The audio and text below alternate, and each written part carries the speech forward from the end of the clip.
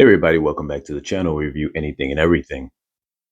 And today we are going to get into another Lego versus video. And this one, it is the Lego Razor Crest set 75292 versus the Lego T-6 Ahsoka Shuttle set 75362. Now, we just recently did a versus video of the Razor Crest going against the Ghost. And this here, I have mentioned inside that these are what you call hero ships, or what I coined the term hero ships, which is the main character ship. It's not only what they ride in, but they almost become a character in themselves. Because it gets to a point where people understand, like, okay, this thing is always inside the show or the media or the movie, and it almost takes a life of its own on, because often it's that character's home, as well as where that person trains, where they sleep, where they get into dogfights and all that kind of stuff. So it just becomes a mainstay of the medium.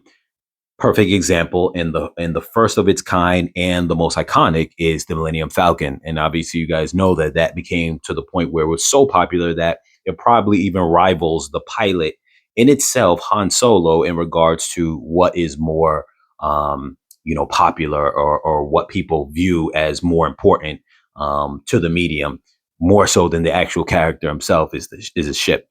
So with that being, especially when it comes to Lego and it comes to building things. So with that being said, we jump into two iconic ships. And though the T-6 shuttle has actually been around for a long time, has actually been around longer than the Razor Crest, for those who have not seen Star Wars Rebels, which I have not seen before, and a few people have not seen before, and if you're only familiar with the new Disney shows and the movies, then for you, the T-6 shuttle is going to be fairly new in terms of seeing it as a mainstay or as a hero's shuttle. In addition to that, I will say that some ships, especially those that have, we'll say, a more basic presence in some of the Star Wars medium, and then now gets used by a particular character, sometimes is a little less unique than ships that are only just for that character and never seen in any other capacity. Which I think within the Star Wars, either Clone Wars or Rebels or whatever it was, that I think you've seen the T-6 used in various situations, and not just by Ahsoka, though I could be wrong. Whereas something like the Razor Crest is only for the Mandalorian. But anyway, I digress. And getting back into things, so we're going to take a look at these two hero ships and compare them based on figure and crew size, and in the crew dynamic, their handguns or weapons or even accessories. We're going to include those all within the mix. Um, Ship design, ship scale, the ship's guns, gun storage, interior access, which is how easy it is for you to access the ship in terms of like openings and whatnot, and in the interior, the general aspect of it, along with the cockpit and control or working spaces, like spaces where a character would, maybe be placed if they had to, all hands on deck had to go into action, control panels or things of that sort, where they would, actually be utilized rather than just standing in empty space, just standing there. So we're going to jump into that, and then any kind of extras that might apply.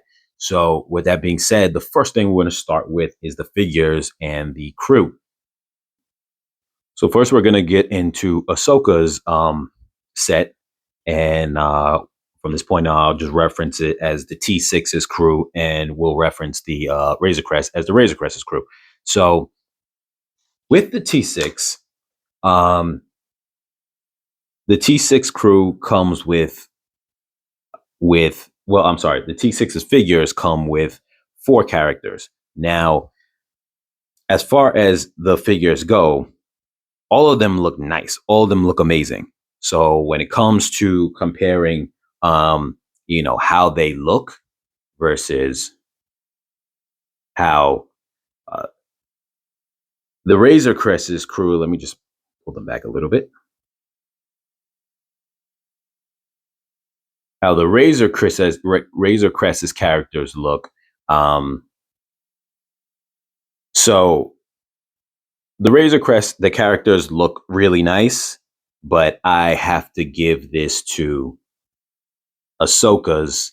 I'm sorry, the T6's characters, because, and if I slip up and say Ahsoka's, characters or crew, just bear with me.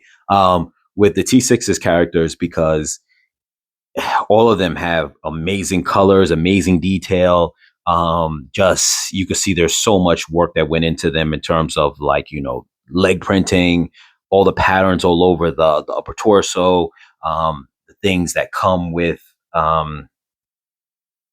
some of the characters in terms of we're not going to get into the weapons yet, but even like just say some of their basic things like her headpiece, or I forget the term that they use for her the lack of a better word, her tentacle things or whatever you want to call them. There's a term that people use for them and I forget it right now, but just the details of her headpiece, and the head sculpting of Hu Yang.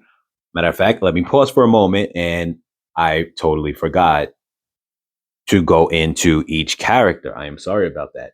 So I'm going to run real quick through the T6 characters going across. We have Marek, we have Ahsoka Tano, we have Sabine Wren, and we have Professor Hu Yang.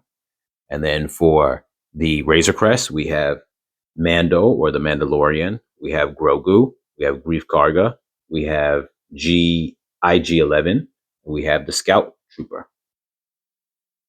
So jumping back into what I was saying, so the headpieces that the headpiece on Ahsoka, Sabine having her hair, the details on the face of Hu Yang, the Marek, Marek, I'm sorry, Marek, with his helmet, and granted, he's similar um, to Mando, does not have any kind of head, but that's fine because you know he is one of those Inquisitors. But he has his armor as well, and we'll get into that as well in a moment in terms of us placing that as an accessory piece. But with all of that being said, I'm definitely going to give it to the T6's crew, the T6's characters in terms of the details and whatnot. Even though the the Razor Crest has more, but then I must also say this: when you consider the fact that they've got a quarter of a character in Grogu, you have um, IG-11, who I think is amazing and really fills out to be just as good as any regular character. He is still a droid, and obviously droids, though they're pieces that you put together a little more so than like a minifig. But most people don't rank a droid on the same level as you would a minifig, even though we'll count them as a full-fledged minifigure. They're still not on that same ranking or carry as much weight as a minifigure. It's just the way it is. Where Hoyang, who is actually a droid, they designed him in minifigure basis or detail, or however you want to phrase that. So he gets the equivalent weight of a minifigure because he is a minifigure. Now going into crew, into the dynamic of a crew. Now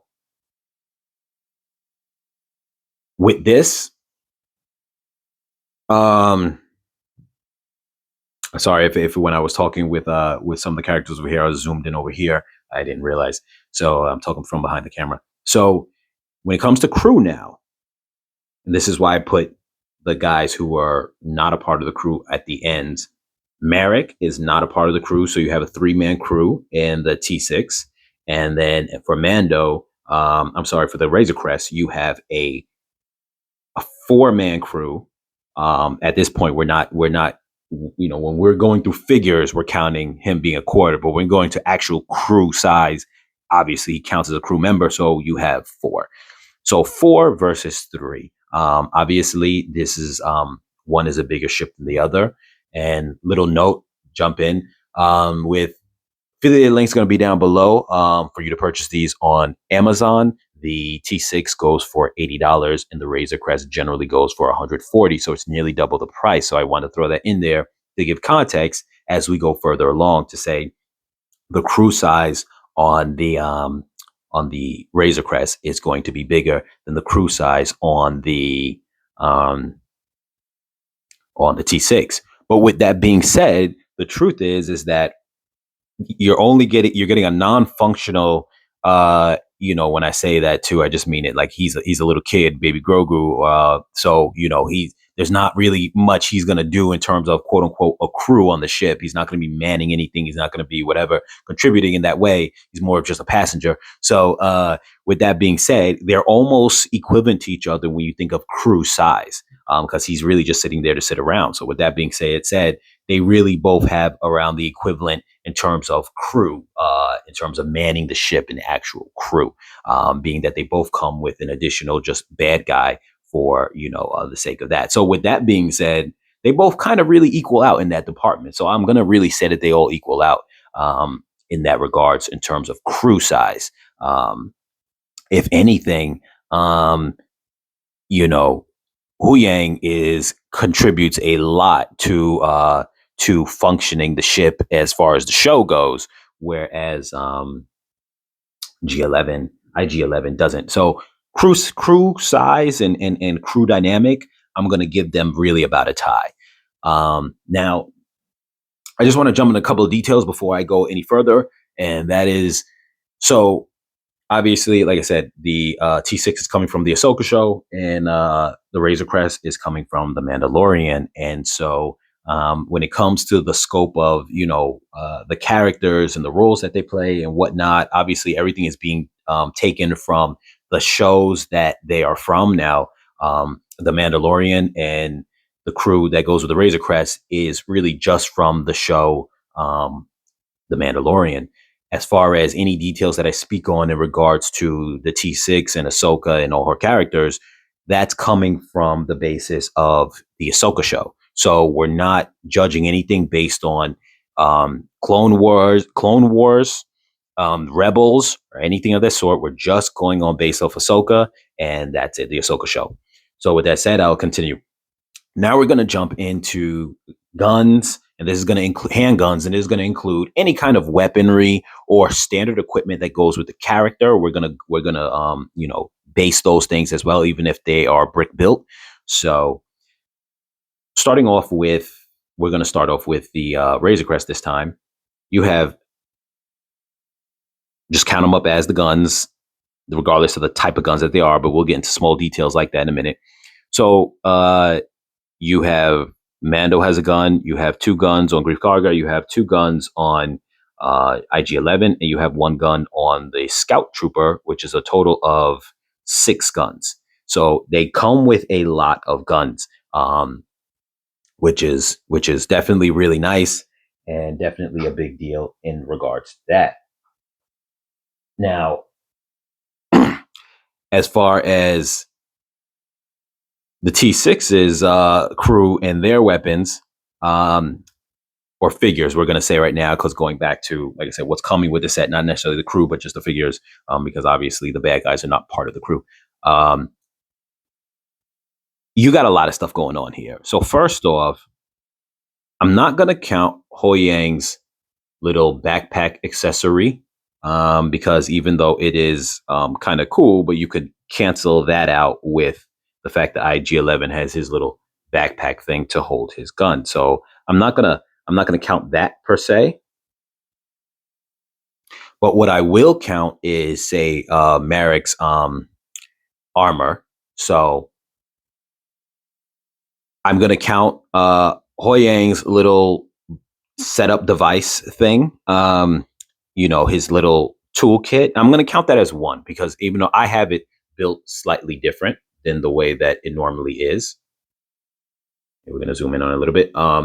Normally, it's designed a little bit different for those who have the set, or you can look at photos of the set online. You'll see that it's different than this, but I use those pieces slightly differently. And this is a good time to mention that I customized the T6. So we're going to go based on if it wasn't customized. So don't mind that you're going to see it as customized. But normally, this has an additional piece on it, like a little 2x2 flat piece, and with two studs on it. And so it kind of works as, from my understanding, a little kind of table, and it's almost like a little kit. It doesn't have this piece on it here. And it's supposed to be kind of like a kit for building, I guess, lightsabers on, because Hoyang, he used to construct the lightsabers for the Jedi for, I think it said something of like 150 years or something like that. I'm not really too sure. So we're going to count all of this as one item and not, just, okay, he's got a wrench on it and then something separate. We're just going to count it all as one item for him. So you have that. Sabine has an arsenal all to herself. It's just crazy how much stuff she has. And in her case, even though some characters will have things like, Mando has the helmet, so I'm not going to count her helmet because those two things would cancel each other out. And that's fine. Like headpieces, we're not going to count that, because certain characters, like you have the Scout Trooper has a helmet too. We're not going to count those things, even though it is an extra accessory, but we're just going to count weapons or gadgets that are whatever the case is. So you've got his little toolkit, we're just going to call it. You've got her guns. You got her sword. So we're looking at 4 right there, 5, 6, 7. So you have 7. I'm also going to count Merrick's armor, because that is a battle feature. I feel that it's something greater than just like a design kind of thing, because it is his battle armor. So I'm gonna go, let's count that up again. 1, 2, 3, 4, 5, 6, 7, 8. So 8 on their side. We're giving the edge to the T6's figures because they have more stuff. So next, we're going to jump into ship design. So we're going to get into the ship design at this point, just kind of basically looking at the outside of things. And so let's jump with the T6 first, and then we're going to get into the Razor Crest. So keep in mind, like I said before, the T6 is modified. The design, well, my ship is modified. The design of the T6 actually seems really nice. It is definitely one of those kind of ships that feel very traditional in its design. And both ships actually are. And when I say that, because they're typical Star Wars designs, obviously, are all over the place. We have things like, even the Ghost, I would say, is not very traditional. The Millennium Falcon is super not traditional, where you have the cockpit on the side, as opposed to, when we think of traditional, we're thinking of like ships where the cockpit is right into the middle. You have symmetry all over, where you have 2 set of wings or 2 set of engines, one on one side, one on the other side. It's very symmetrical on both sides. These are a lot more traditional in that regards. So I would say that the T6 is very, very traditional in that regards. I think the design of it is actually really nice. The fact that you would normally have this feature where, let me move up the landing gear. You would have this feature where it's able to spin. Mine is not going to spin because it's modified. But it goes halfway. The design on it looks really nice. You got the engines in the back. I really like the design of this.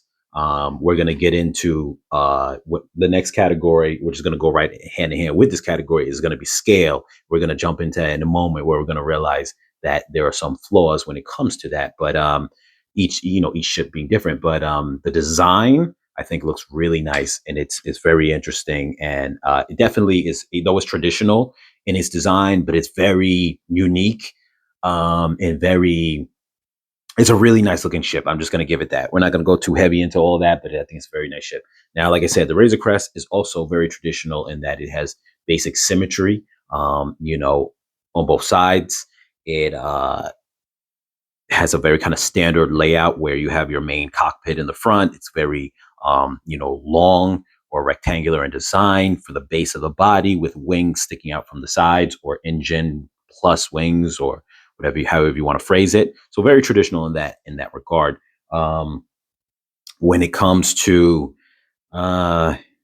it's just a very nice design ship. I I keep saying this all the time, so I'm going to say it again. I link this ship to be very akin to a space RV. that's kind of how I feel that it is. Because you know what, that makes me kind of pause for a second to say I don't remember all the details in this movie, but I think Spaceballs, which had them flying around in a RV, was very much almost the same concept. But I could be wrong. You could post in the comments if that's the case. I remember it being that way, but I haven't seen that movie in a long time. So generally speaking, I would say the design on both of them are very good. I really love. I can't even say which one I like better because the truth is that I think that the T6 actually is pretty nice with the colors and whatnot. But then we're going to jump right into our next category is scale, and this goes hand in hand with it to really make that difference. Scale wise, well, hold on, right before I jump into that, I just wanted to point out that one thing that part of this design is they have a escape shuttle on the sorry, they have escape shuttle on the Razor Crest, and the T6 does not. So I just want to point that out. Now, when it comes to scale, here's where we run into a few issues, if you will. Let me just grab a character from each.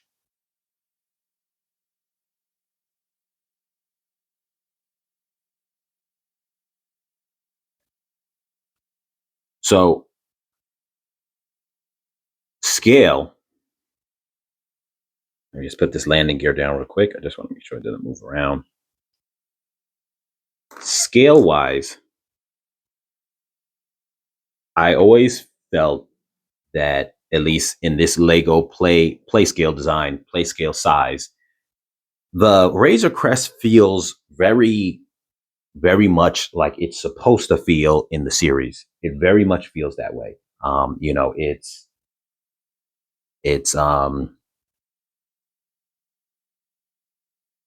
so like I was saying, sorry about that. The Razor Crest is very much feels in scale on this level. Like it feels like this is the size of his ship versus the size of what a character would be like next to it.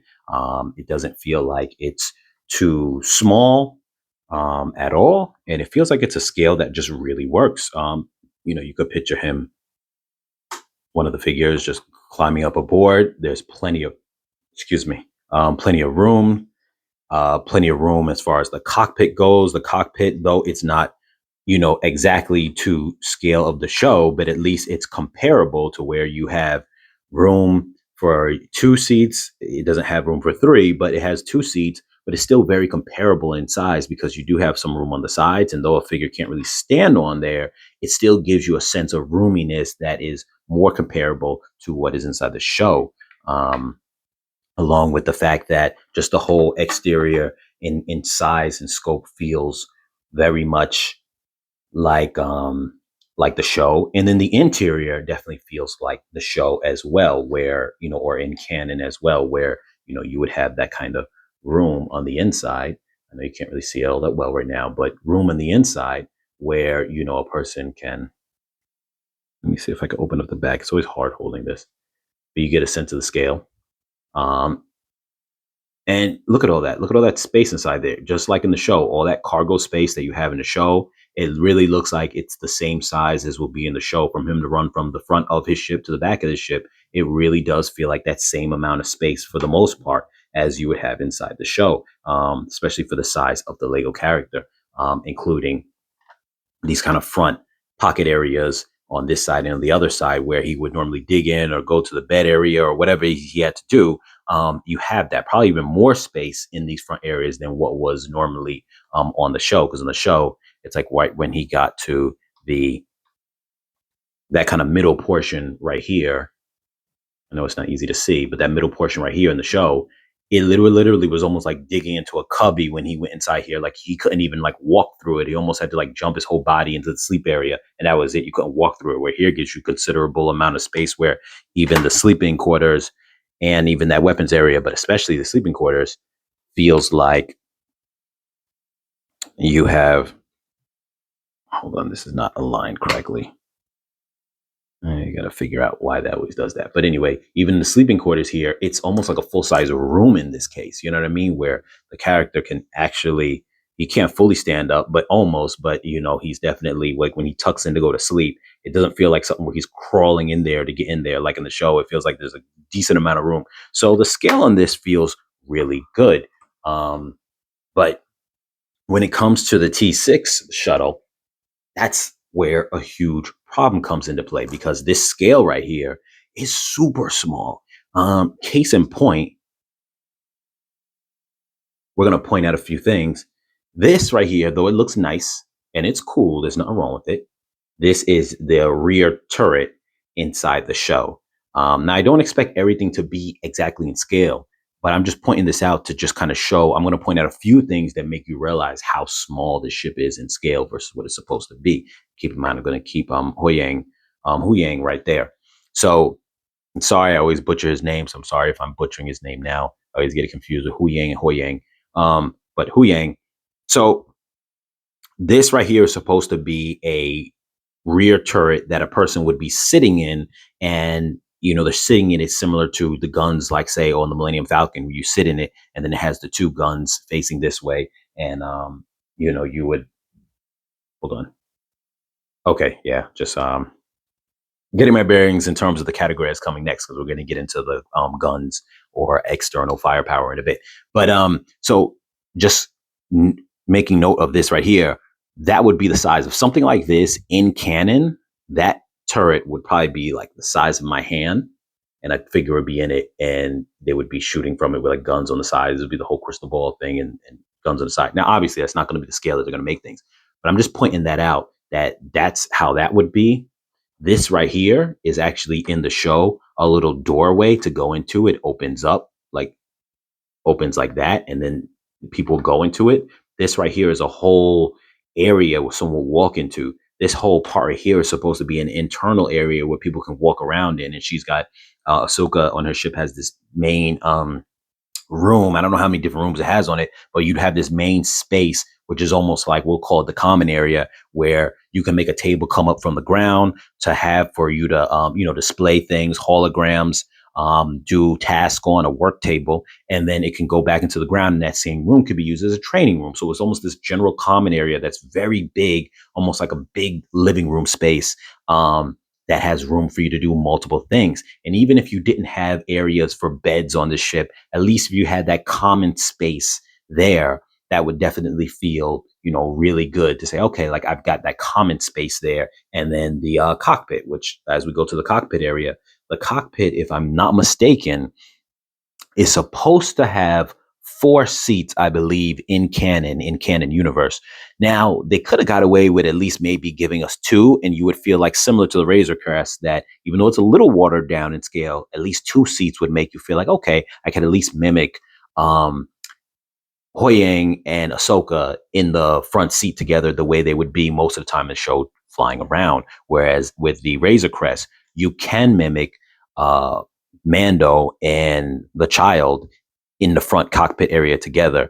There's plenty of places to put the child. Or if there was ever a scene where you have Mando and another full-grown adult character, you can put all of them in it, those 2 characters, and put Grogu in Mando's hands, which would then have that same kind of scene where even though you don't have 3 seats, you would kind of be mimicking that feel to some degree based on scale.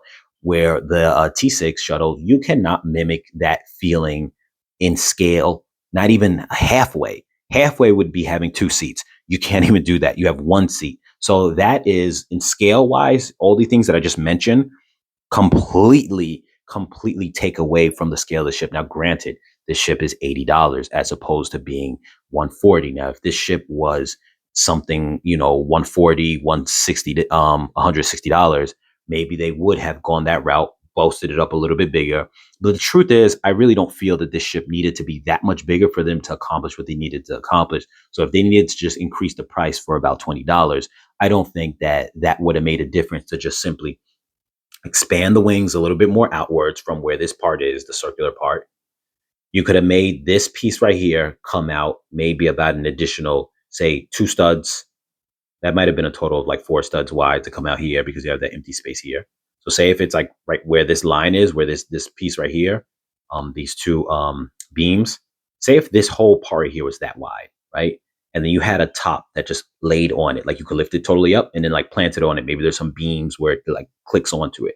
But when you remove it, it would have just an open space where you had that general common area, and maybe something to mimic that little table area, or you don't have to have the table in it, but just like that kind of ground design. That if you're familiar with the show, it was like a big circle in the middle of the floor, and just kind of like that kind of essence. Maybe somebody will customize that one day, but anyway, my point is, I don't think it would have been much for them to do that. And then obviously, if you expanded this a little wider, you could have expanded this a little wider as well, the cockpit area. Now, granted, it may not have gave the same proportions as what you see here. So the design of the ship looks very nice, but the scale is not. And that's, those are two different things. Um, now, and this is just a little note. I personally customized the ship to give some interior space. I'm not going to go too deep in this. Understand this is a customization. So don't feel like this is standard. This is not. The points that I'm taking away from it are taken away from it. I personally expanded this to give it some space, because it's horrible that you have four characters that come with this ship and you can only fit one of them in it. So here I have like a kind of common space where a person can sit, and they can actually sit fully up. At least anyone except for Hu Yang. Sabine can like sit down where she's facing up and not laying down. I'm not sure about Ahsoka. I think I've done it with Ahsoka before. That's a little kind of like juice thing on a table. Let me kind of zoom this in so you can kind of get a look at it. On a little table, you can kind of sit upright or lay down there. And then on this side too, you have this right here is a little sleeping area where they can put their feet down and lay down that way, where their head will be over this side and their feet are this side. That's a little sink right there. So little things that I did to customize, but like I said, the ship is not getting points for that because I did that myself. You can look at the past video in the channel. Just type in the channel name and T-6 shuttle, and you will be able to track it down very easy for the mods that I did and what I did to do that. Now, with that being said, we're going to go into we're going to jump into well, first, let me just say the Razor Crest is winning in terms of scale. Design, they're both nice, but in terms of scale, it's the Razor Crest. Now we're going to jump into gun storage. Now, gun storage, this is interesting because the base design of this, if people are familiar with it, which, as I mentioned before, I customized mine, but on the base design that you know it to be, these areas didn't fit anyone in it, but it was all about weapon storage. So that's an area where this one actually excels in at the cost of interior space. It has a space to hold everybody's weapon in here completely. So when it comes to weapon storage, this one is just getting A plus or whatever you want to rank it, while the Razor Crest actually does not really have a lot of storage for that. Now, I've taken this out, but anyone who's familiar with this would know that over here, let me just move this out of the way. Over here would normally be two prong pieces that stick up like little clamps, similar to the Lego figures hands, if you know those type of clamps I'm referring to. But anyone who's familiar with the ship would know that would have two of them here, one side by side, and essentially you would be able to clip in two guns there. Now that's okay. It's not great, but it's okay. But like I said before, there's 6 guns inside this set, so only being able to hold 2 of them, that's a little something.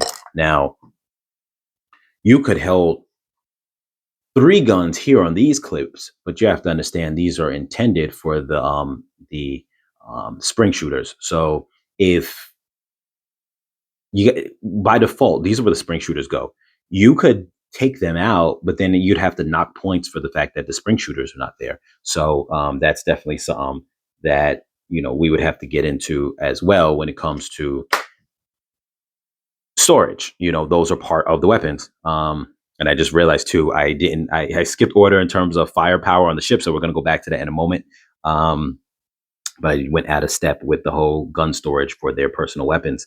Beyond that, that is all you have for storage for the weapons for the Razor Crest. So it's short in terms of weapon storage.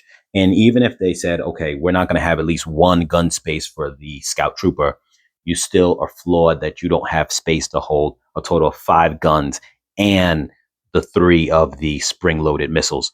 So that is an issue right there, where the T-6 comes out on top. Now, when it comes to firepower of the ships, So we have the two spring-loaded here missiles, and then you have these front guns here for the Razor Crest. For the T-6 shuttle, you have these two stud shooters here, and then on the back you have that cannon, like I mentioned before.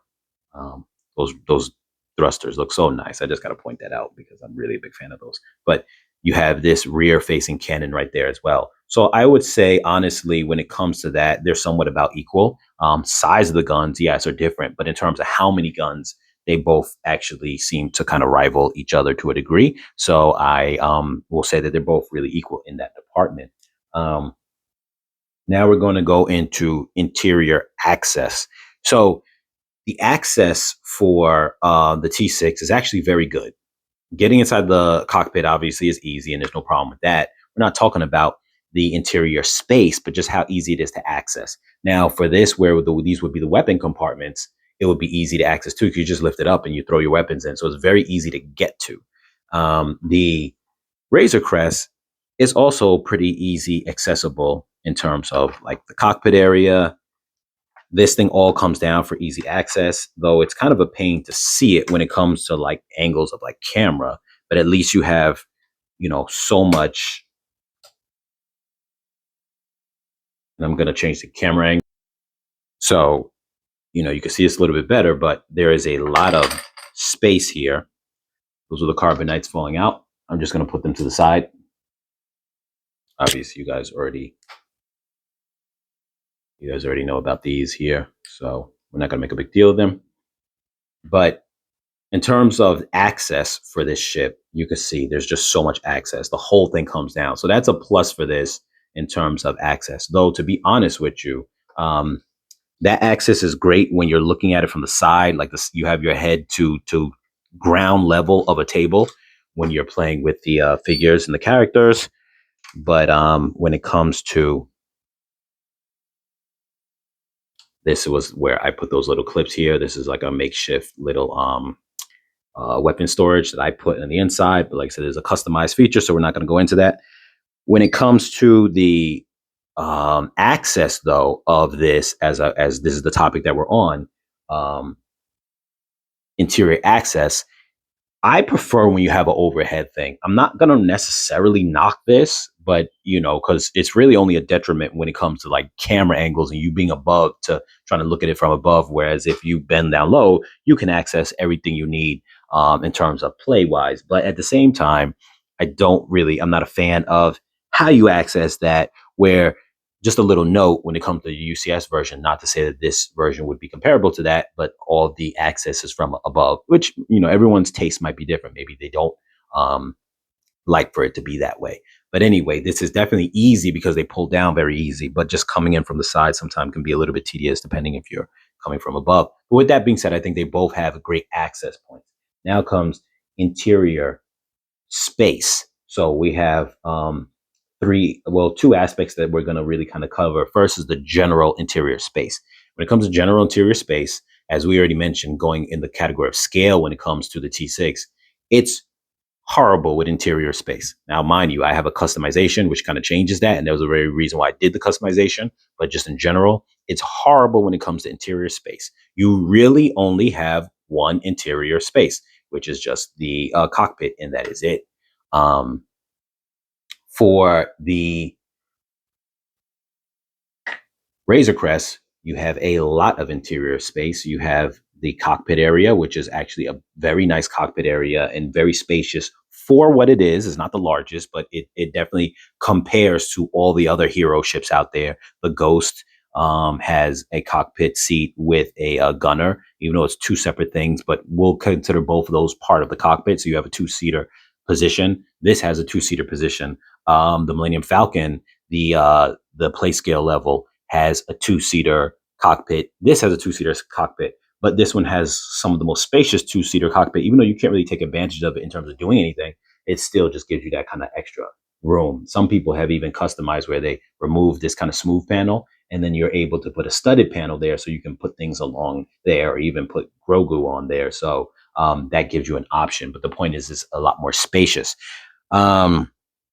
Also adding to interior space, you have, you see, like I said before, in the category of access. Look at all this space that we have here down here, and it's a lot. You have what seems to be, his entire cargo area, just like in the show. And it really matches up well with the space that you have in the show. It's very much like this. So you have a lot of interior space there. This bed area, which is like a bonus. And I understand that he has a bed inside the show, but you really could see that they really gave you that. They could have honestly just made this like a little area where he couldn't sleep in, but just made it where, say if it didn't go as deep as it does, like here, for example, you have the indented.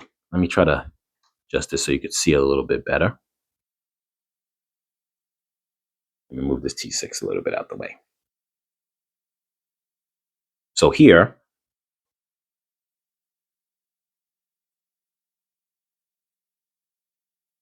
okay. So here you can see that wall is indented in, giving you almost an additional stud worth of space. Then you have obviously this stud here towards the wall, and then this stud here closer to us, making a total of about 3 studs wide. And then this set of studs here, which make this whole space, about 4 studs wide. Now they easily could have done it where this wall wasn't indented, or you had another layer of wall here, just straight across, and just it wouldn't have been a space that's even really accessible, maybe just storage. But they went the whole mile to say, no, he has a bed. We're making that a full-fleshed bed area. Very like, just really like a usable space, you know what I mean? And so, not to get carried away with it, but I just think it's very impressive that they did that, because a lot of ships don't do that. But obviously, as we said before, being that these ships are based off of the medium that they're from in the Mandalorian show, one of the big things for him was being able to sleep on his ship and it being like a functional space. So they had to kind of really give that attention to the detail. But then with that being said, I have to just knock the T6 so bad when it comes to interior space, because the same way that was the point of Mando's ship and how much time he spent on his ship in the show, Ahsoka spent just as much time in her ship talking, training, just discussing things, battle plans, just everything that they did was on her ship for a lot of the show. So it's like it has that same presence in the show, yet you didn't give it that interior space. So the fact that they gave that attention to that. Now, granted, once again, I got to come back to the fact that it is $80. So I get and I understand that. But at the same time, you really could have given us a lot more space. I'm going to use an example right now that shows why they could have and should have gave us some additional space even for that price. If anyone is familiar with the Armor Marauder set from Lego, that thing is a beast when it comes to space. That comes with 4 figures, including Grief Karga and a couple of scout troopers. And I believe they're scout troopers, but they are, the enemy in white. I can't remember the exact, if they're scout troopers, storm troopers, whatever they are. But anyway, but you have those troopers, 3 of them, plus you have Grief Karga.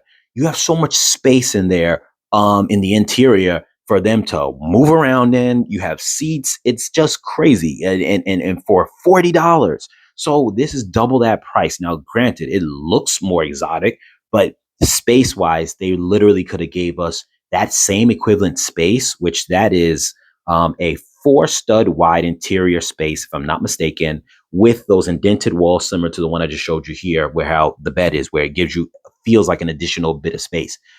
You could have easily done that here on this ship, given us that in the middle, and essentially like almost gave us, go check out what the Armor Marauder is, just so you have an understanding of what I'm talking about. You could have literally had that right in the middle of this and attached wings to that. And that's exactly what this thing could have been. Just like that. And that same scale and size would have fit perfectly. So I say that to say, I'm not going to let price be the thing that allows it to be like, well, that's why it doesn't have the space. Because like I said, you look at things like the Armor Marauder and they slap this ship in the face. This ship gets smacked in the face from the Armor Marauder when it comes to size and scale and space, interior space. So with that being said, this being the main character's ship, they should have done better when it came to the space. And so this obviously wins in interior space. I didn't need to take that long doing that, but I got into a little bit of a rant. Obviously the Razor Crest dominates in terms of interior space.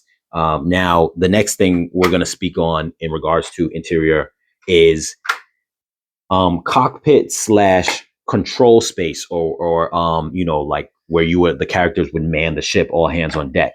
So Mando's ship, the Razor Crest, was always really a one-man ship. Um, so you have two seats in it for additional people to be there, but it's really just the you know, the two seats, and then I give an extra point for the sleeping quarters, even though it's not a active space if someone had to like man the ship. But just the fact that it is like such a space that was given detail for a character to be in, I'm going to give that credit as a place for a person to sit in a functional space. The T6 only has one space. So obviously the Razor Crest wins in that. We're not going to stretch that out any longer than it has to be. With that being said, because I see the timing of the video is so long, and I hope that you guys stuck around. Um, Obviously, the winner, if we had to coin a winner, even with the price difference, I have to coin the winner to be the Razor Crest, because I definitely think they could have done a lot more with the T6 in regards to a lot of those categories. The T6 did win in a few categories, especially the crew and you know, the figures, the crew size, and all that. They did a really good job with that. The weapons that the characters have, they gave them a lot of weapons for being the set. So that was the part they really put in the work. Just the problem is the scale and the interior space is a little flawed. I'm not saying it had to be that much bigger, even though it doesn't fit in terms of scale. I had mentioned that even for the Ghost, but in terms of um, the just interior space, that's something they really could have done without really changing the size too much. Because, like I said, if you imagine just replacing the centerpiece with a armored marauder's general size and space, which is essentially the length of this from the front to the back, is around the same size as the armored marauder. And it's not that much wider or thicker than this either. Yes, this gets tiny at you know, the neck area, but you could have done a workaround for that with some kind of design or size similar to the Armor Marauder. So that just really destroys this, regardless of the price. Because, like I said, the Armor Marauder was $40, and this goes for $80, so twice the price. Someone can easily take an Armor Marauder, throw some wings on it, and essentially, like, you got something with more space. So in this comparison battle, the Razor Crest is winning, and it's not even a matter of just choice. Like I said, with the Ghost, where you might prefer one thing versus the other, the Ghost versus the Razor Crest. In this case, I just think that the Razor Crest just dominates. Even when you consider price, it dominates. And with that being said, you guys, put your comments down below, any of your thoughts, any questions, or anything of that sort. And like I said, affiliate links down below if you want to purchase these on Amazon. And I'll catch you guys in the next video.